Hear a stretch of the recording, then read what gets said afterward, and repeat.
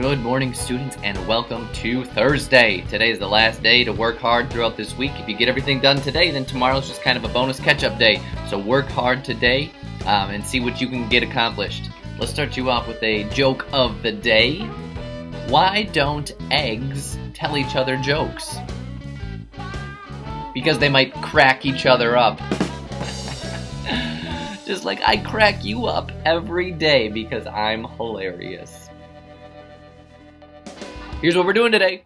All right, by now, hopefully you have a fantasy book and you are reading it and you're logging your reading and reading rewards because we will have a May reading log. That'll be the last one. And 8th graders, this will be the last time you hear me say log your reading for the month of May because after May, guess what? You'll be in high school and you won't be doing it anymore.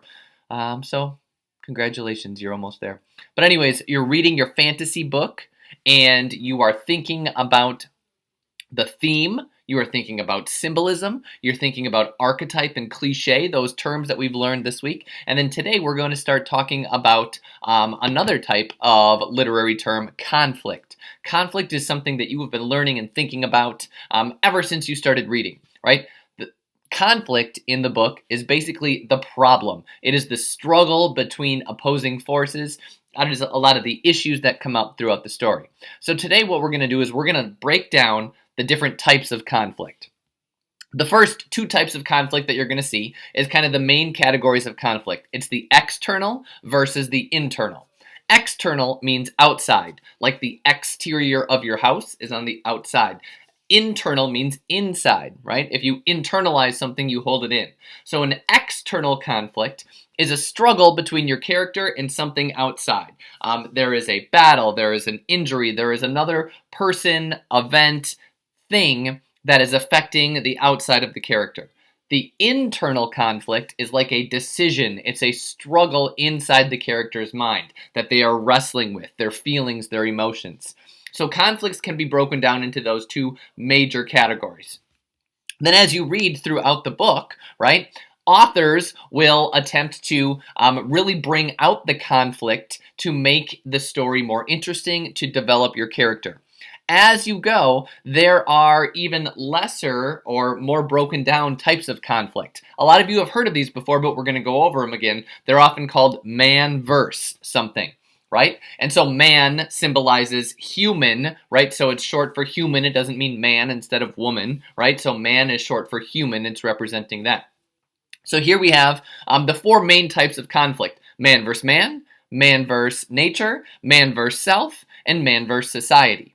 So as you are looking in your book, if there is a character that is set up like kind of good guy, bad guy, or there's the antagonist working against the protagonist, that would be a man versus man conflict. There is another person that is out there that is affecting them. In man versus nature, that's just what it is, right? Maybe there is a weather event, or they are out in the ocean on a boat, or they are trying to survive in the wilderness, or there is a tornado, right? So there's a conflict there that comes up with nature.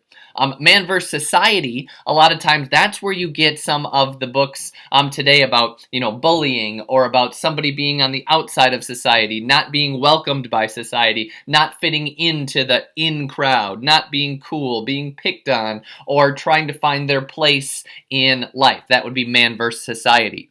And then lastly, you have man versus self. And so that would be any of those internal conflicts, somebody trying to discover themselves, think about who they are. Right? And so those are kind of the subcategories that go along with the internal and external. So as you're thinking about conflict, not just what is the problem, is it an internal conflict or is it an external conflict? If you had to break it down even further, would it be man versus self, man versus nature, man versus society?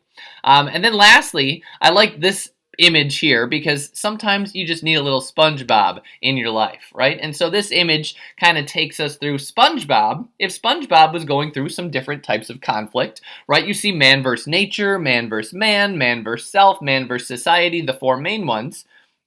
And then you also have some other ones, because sometimes in books they can be broken down even more. Man versus a god or a god figure or an existence or something like that could show up in a book. A man versus reality, man versus technology, especially as we get into some of these fantasy reading that you might see some science fiction. And then man versus author, right, just kind of trying to find himself in there. So we can see SpongeBob has a lot of conflict as he goes throughout his wonderful life under the sea there. Good old SpongeBob in conflict. So as you continue to read your fantasy book, right, start thinking about the conflict now, right? External, internal, man versus self, man versus society, man versus nature. And then think about how those might work with the theme, or maybe there is some symbolism that's tied into there, and maybe your character or the conflict they are going through is an archetype of a typical situation as we go. Okay, so start applying all of these to your books as you read, and you're going to write about this in your writing journal for week 5.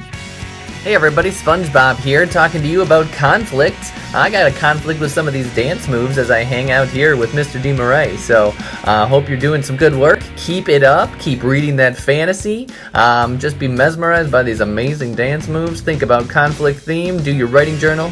Have a fantastic Thursday, everybody. Woo!